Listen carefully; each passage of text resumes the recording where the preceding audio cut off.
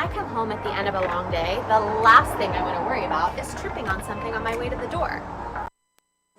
Let's look in the pot. I am making sweet corn tamales, and I'm just showing my pot, which is ready to go. I've lined it with corn husks that have been soaking in water, in hot water, so they're nice and soft. And then I covered the holes in the middle. I put some more leaves in there, and I got a little corn teepee going in the middle. Hi, Sophie. Okay, Lizzie, you're on.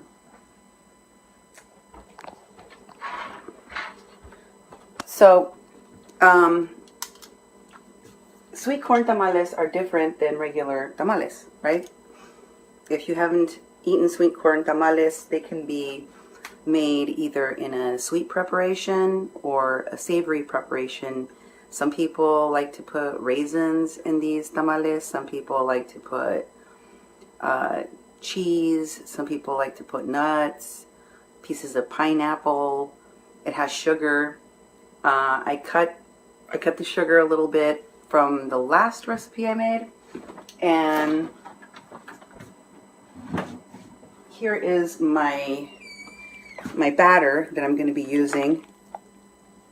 So you can see the consistency. There is about 10 to 12 ears of corn in here. So I'm putting it back into the fridge because I want it to stay cold. I've got a little bit of time left before I start wrapping these bad boys. And the trick with these tamales, they're very, very simple to make. They're a lot easier than making tamales with filling in them, because you don't have to worry about any of that. And then, of course, you don't have to take the leaves and you know, smear the inside of the tamales and then put the filling in and then roll them up. None of that. For this, I used a mandolin to take off the kernels of the corn, which works really good. Otherwise, you can also cut the bottom of the ear off and stand it up and use a knife and carefully go down, cutting all of the kernels of corn. The second step that we did was to puree the corn. I used a food processor for that, and you just do it in batches until you pureed the corn, and Lizzie said it looked like scrambled eggs at the end. Sometimes it's kind of dry, so you have to add like a teaspoon of water, but you don't really want to add water. I didn't add water to mine. If you don't have a food processor, you can use a blender, but I have a food processor, thank God, so it was pretty easy, and it blended a really nice fine puree. Then I put my puree in the refrigerator while I creamed my sugar, my butter, and then added my, and then I took out my cold corn and I incorporated the maseca, half the maseca and half of the cold corn, blended it, whipped it, mixed it, then the other half. And finally, my last part will be to put in the baking soda, and I'm not going to put that in until the end, and I want my masa to stay cold because this is a little trick that you use if you want them to come up. So that's all of the prep work before we begin to roll and start putting these bad boys in. Duke, do you want to come over here and hold the camera while we start? We'll start on camera. You're gonna have to be. Your hands probably won't be. Oh no, my thing slipped. I ended the video. No, you did not. Okay. So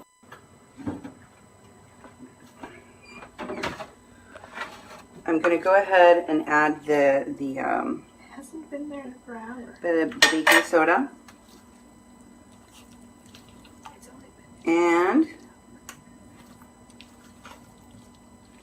once I get this incorporated, I can start making the tamales. Are we supposed to leave it for half? Shh. Okay. I need you to be quiet and stop interrupting the process. Something. So that we can do the best job that we can. Okay?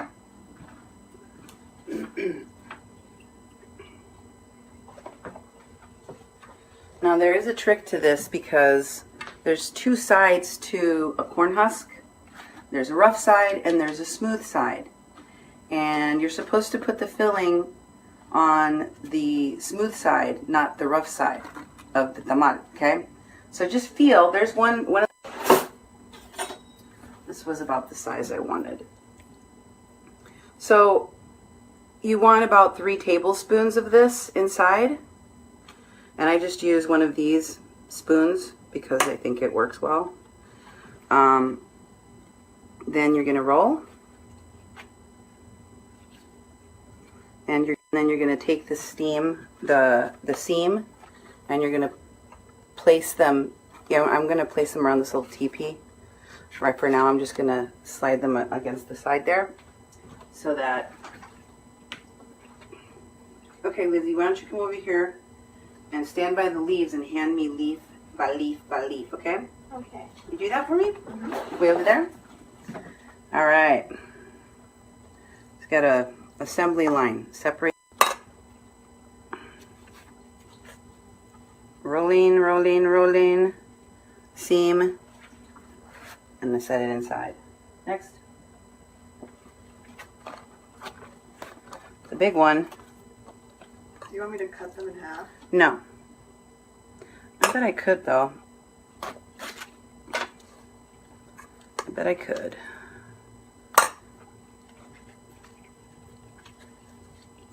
Done.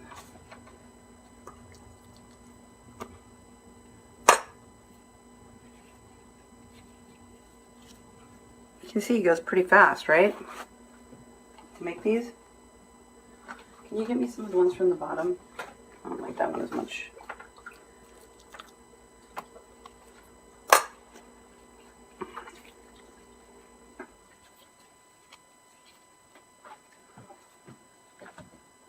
See if I can start to stand them up yet.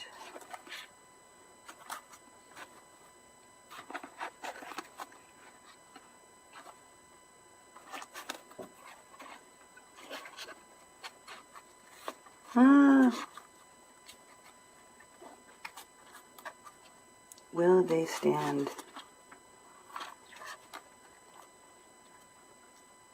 This guy is not helping. There we go. Next.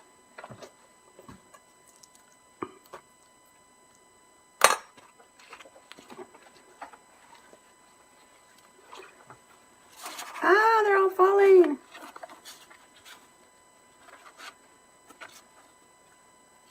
Stay. This one has a few holes in it, so I'm going to try to keep my batter on this side.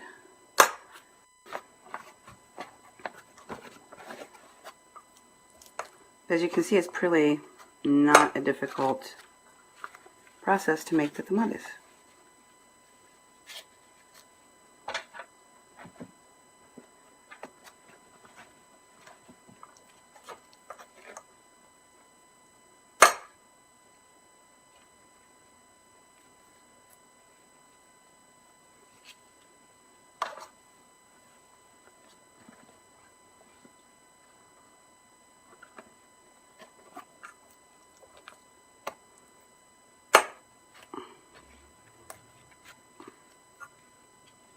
Okay, I'm going to try and arrange them in here.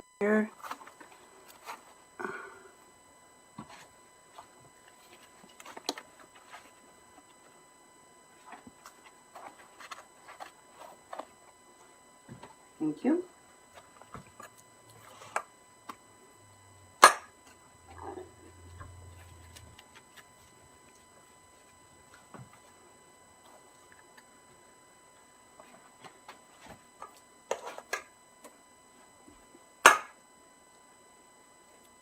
Some of these are a little bit smaller than others.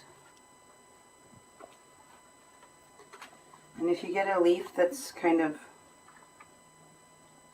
broken or ripped, you can even take a piece of it and overlap it like that, and it will cover your rip.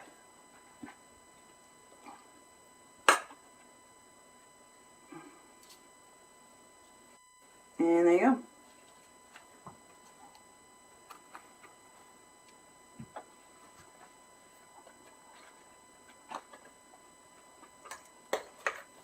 Smooth side is where you put the masa.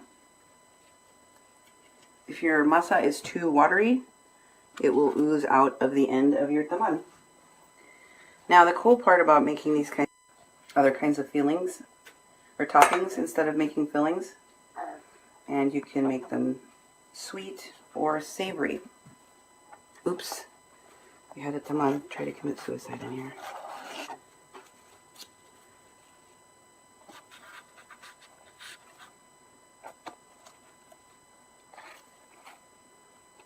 It's snug. Okay.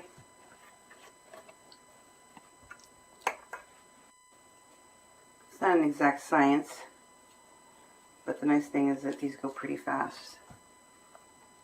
Oh, my, he's gotta be floppy like that. Stay. Stay. It's giant. Make 2 out of this one.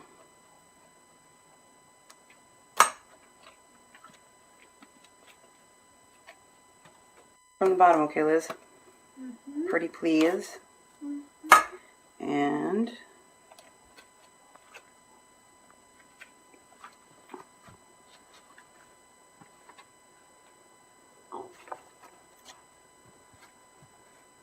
too small. Have to use 2 for this one.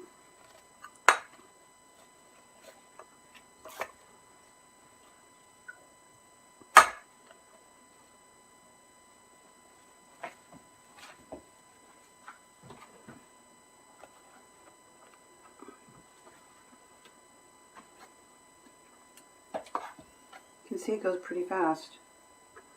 We made 2 different toppings for our savory preparation. So we've got mole, or adobo actually, chicken and mole. And we also have, too freaking big. We also have beans and cheese. And we also have queso fresco and sour cream, table cream, Mexican table cream, which is pretty good.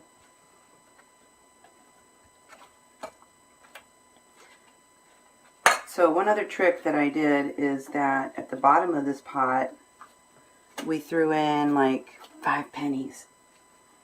And the reason that you use this trick is that when your water runs out, your tamales stop steaming, and you may run out of water before your tamales are done, so you have to add more water. And there's about a 1/2 inch of water at the bottom of this pot underneath the little trivet. So in order to make sure that you don't run out of water, you put some pennies down there. And when you don't hear the pennies shaking anymore, you're out of water. Time to fill more water. Any questions, Duke?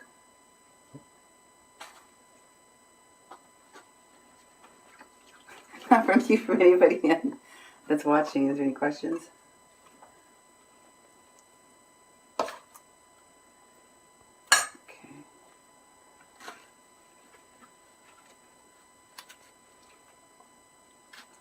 If you have fresh corn, you can whip up a batch like this. Your hubby is so lucky to have you. You can cook. Yes, thank you. That's sweet. I don't know if he agrees with everything I do at the stove all the time, but I'm sure there's some times that I've messed up pretty bad. Can I have another corn husk? This was too small. But sometimes the food's pretty good, huh, Duke?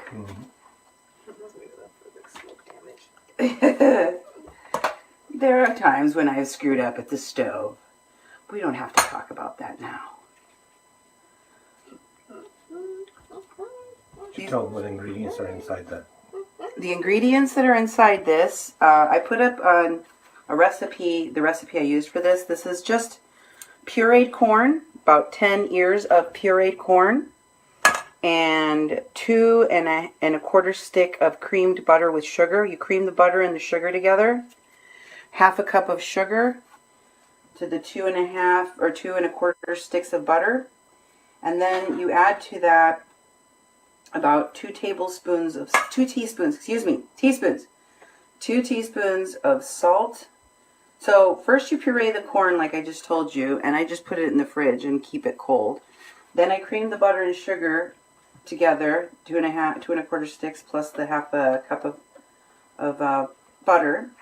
And then you add one yolk, and you mix that together with the creamed butter and sugar, and then you add the salt, which is 2 teaspoons, and then you have 2 and a quarter teaspoons of baking soda that you set aside, and you mix the maseca, which I put 2 cups of maseca in here, corn flour for tamales and tortillas, with the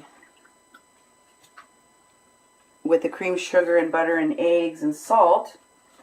And you're going to take your corn out of the fridge and mix it with the maseca and the butter and the salt and all of that. Then the entire thing goes back in the fridge for half an hour to an hour. You just want to get it cold again. I put my corn in there right after I puree it, so it's pretty cold already. And then right before you're ready to roll these puppies like you see me doing, you stick that baking soda in there, baking powder, excuse me. Baking powder goes in, and then you begin to do what I'm doing here. You're making the tamales. Just putting a little bit inside the shell on the smooth side. There's a smooth side and a rough side to these.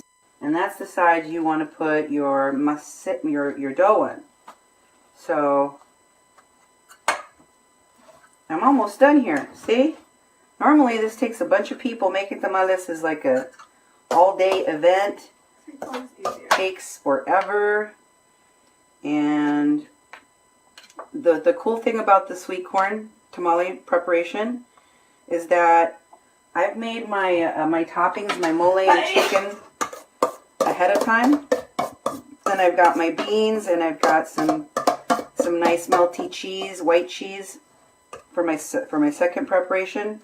So I can have a bean and cheese tamale with some salsa on top, some sour cream, some queso fresco, and a little bit of chopped onion, and you're good to go. And you can do one with beans and cheese. Yep. Why do you give me all these ugly ones? That's all we have left. Okay, one more. We gotta shame this one. Give me a nice one. Give me a pretty one. There we go.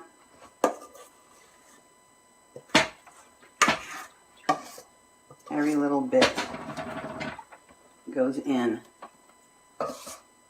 Okay. Now,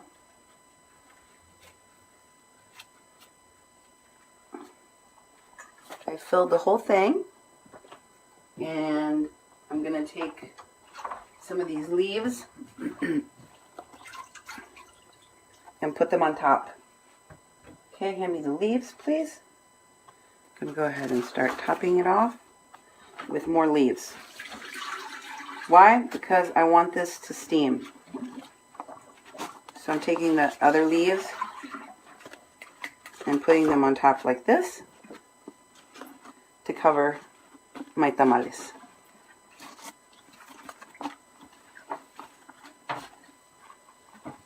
You should not see anything when we're done here.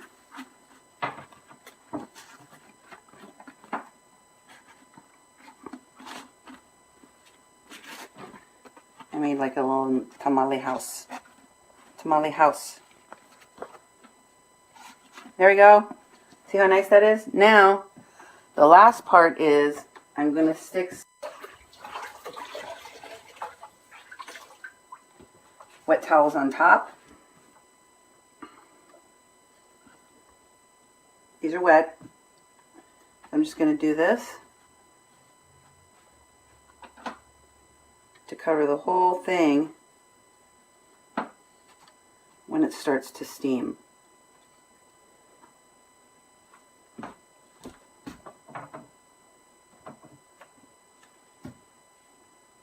That's the little one.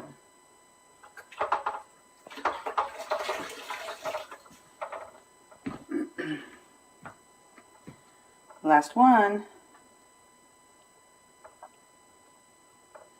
There we go. That's it. Now we just turn on the heat. And in about an hour, I should have tamales.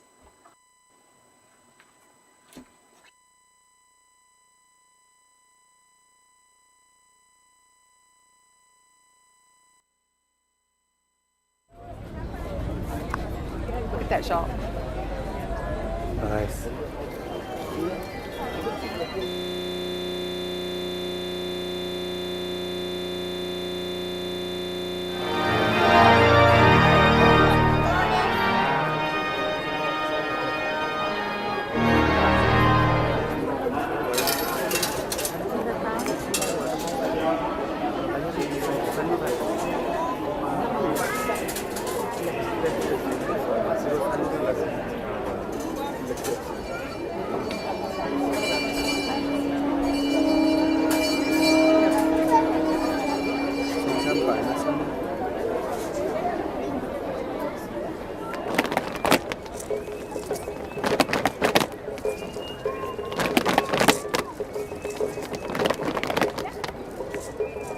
Ale,